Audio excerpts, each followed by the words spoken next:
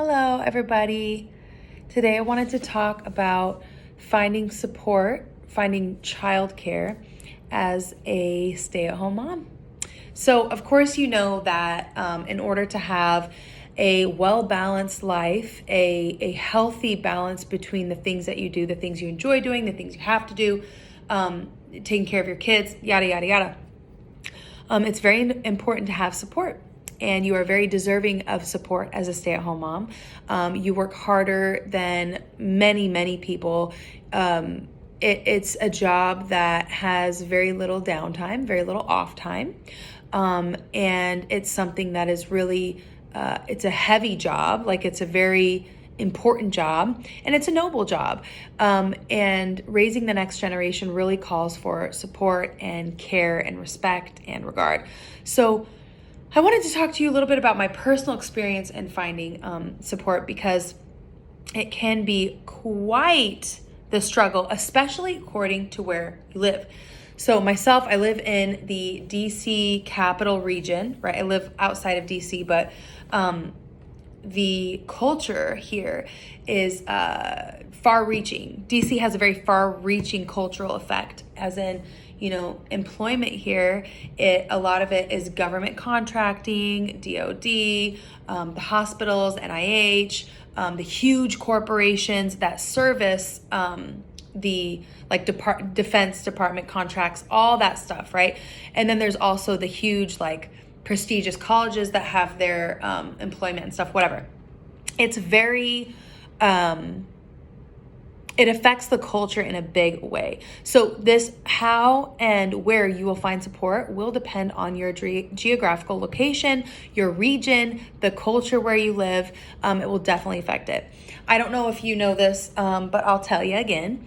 I am from Boise, Idaho, and over there, when I was growing up especially, most people that my family knew were LDS, because I grew up LDS. It's still a big part of my culture. And a ton of moms stayed home. I don't know the statistics of everything, but I do know that my mom had tons of friends that stayed home, that we would get together with play dates. They would swap babysitting. My mom opened her own preschool type thing where they would, with other church ladies, that they would do different days at each other's houses and stuff. Babysitters were abundant. Girls from church, they all tried to babysit, not all, but a lot. They all tried to get babysitting hours, and it was a crucial thing that their parents wanted them to learn how to do. It was a cultural norm. And so living here, I grew up over there, but living here in the DC area, the capital region, if you will, I'm having quite a different experience, and not in a good way. There are benefits to living in the East versus the West, whatever. There's benefits to living anywhere, right? If you try to find them. But one of the major cons that I've found is that families and childhood and stay-at-home motherhood really seem to be deprioritized here. Not very common. And it's very different here. I'm not sure the religious makeup, but there's certainly a lot more non-religious people. There's a lot, it's a lot less of LDS people here. There's a lot of different cultures here that, I don't know, whatever religious affiliation, but the culture is not the same, right? That's what I'm trying to say, is that the culture is not the same at all. And I'm not sure exactly why this is, but I have my suspicions. And of course, I'm leaning on my understanding of the economy. So being that this area is so popular for certain things, like big colleges, government contracts, military bases and stuff like that, those things are pretty popular here. It's a very competitive area to live in, and it's competitive, with people trying to get jobs here. And I brought up the thing of a lot of immigrants live here, because they can speak more than one language, and that makes that makes jobs even more competitive, because you have people that can speak more than one or two languages, or however many they speak. That makes you more appealing, right? So it's a very competitive economic climate here, and people have less kids here than where I'm from. There's less LDS people, and the LDS culture, if you are not familiar with it, it's very family and community oriented, and it's very supportive of stay-at-home moms and stuff like that. And I'm just finding that now. I, of course, don't go to church all the time anymore. I'm Muslim now, but like I said, LDS is Mormonism, whatever you want to call it, the LDS church is still a part of my culture, and still had a great influence on me and left a mark on me to prioritize parenthood and motherhood specifically, and to lean into those strengths that God gave me as a female to prioritize family, well, especially when my kids are young. And that was something positive I took away from there. However, it is incredibly difficult here for me to find what I'm looking for, because the demand is so low for stay-at-home mom support. You'll find here where I live, and I don't know if this is how it is where you live. Let me know in the comments how it is where you live, like the general climate. Is it hard or easy to find care? Is it all that you can find daycare? Or like full-time daycare or whatever. I have the option here. I want to know. So please leave it in the comments. I want to know how it's going and where you are. Over here in the capital region, I've been told that upon looking for something for my children, right? At first I was looking for help with both of my kids, and even paying a lot of money, like double what I wanted to pay, right?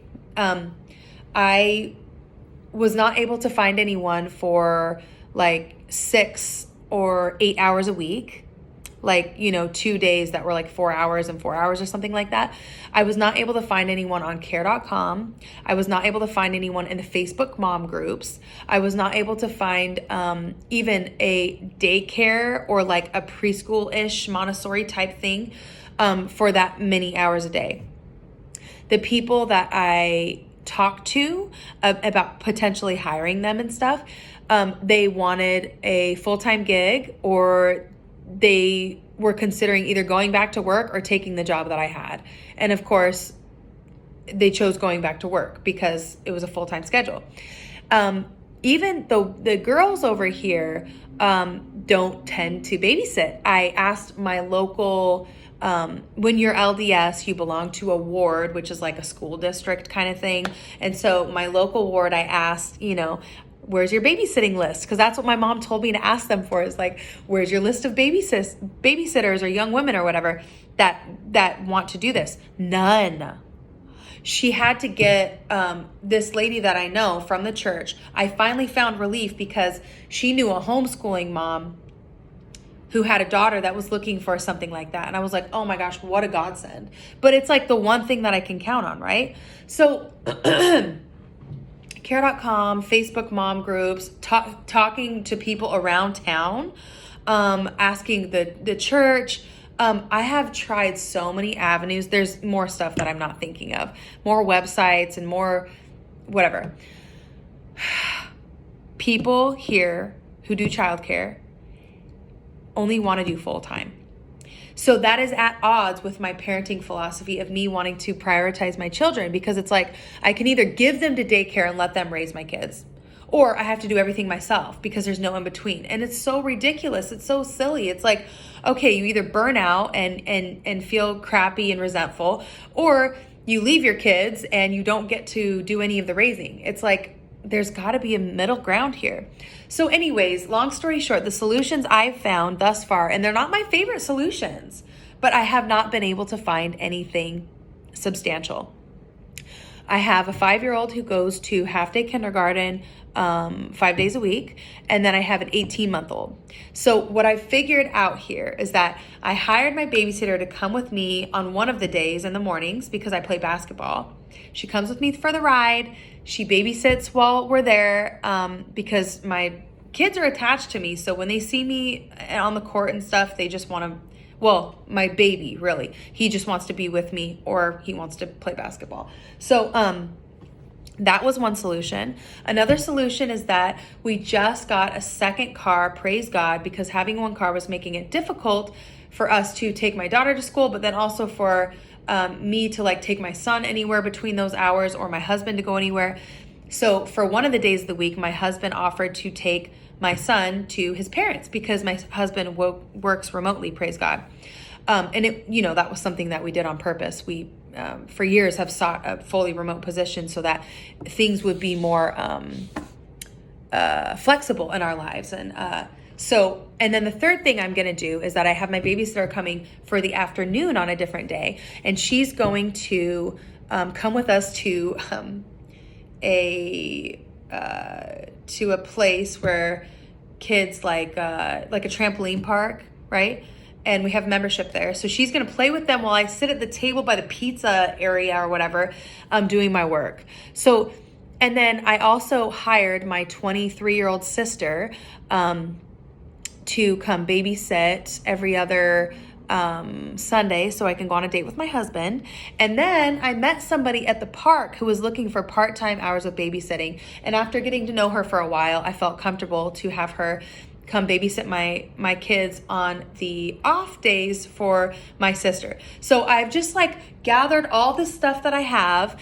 And if I really feel like I'm in a pinch or I'm in a low spot, I will take my son to my in-laws because they always want to see him and it's great. And then I can also, my parents are career people. So I plan on asking them sometimes, if they're just less available than my in-laws.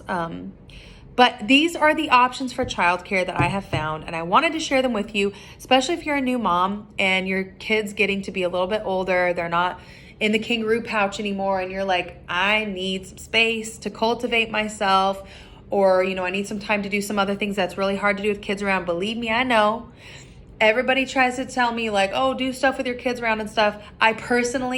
My personality, I find it very difficult to do lots of things with my baby around because I care about how he feels. And oftentimes, if he is wanting me to do something else or whatever, he can't communicate particularly well at this age. So I'm not just going to ignore him and keep doing whatever I'm doing and listen to him try to communicate with me or be upset and stuff. So I get it. You need to find some space, man. I get it. You need to find some space so that you can be that top-notch mom that you want to be, that motivated you to stay home in the first place. But you can't let yourself burn out, and you can't allow yourself to be treated like a second-class citizen. Taking care of your kids around the clock, okay, without support, regular support from your husband and whoever else you can employ out there, right? You have to put in a little effort ahead of time. But if you don't make those efforts and you don't set those expectations, especially for your husband, you will be treated like a second-class citizen. We've got to teach people how to treat us, and we've got to really command this type of respect from stay-at-home motherhood, from this profession that we've chosen. We've got to teach people how to treat us. And that starts by us deciding how we want to be treated and then setting up our lives so that we are treated that way, right? Don't do everything for everyone. That is a recipe for self-hatred and resentment of your family and unfulfillment. So I just wanted to share all that with you. Please do share with me in the comments how you've gotten creative about childcare as a stay-at-home mom. And I want to know your location and what are your options in your area? Have you had a hard time? Has it been simple? Are you still struggling? Let me know and we can talk about it in the comments section. So with that, I'm going to leave you. The sun is going down, so that's my cue to, I guess, stop recording. But have a beautiful rest of your day wherever you are. And I look forward to talking to you again next week. Bye.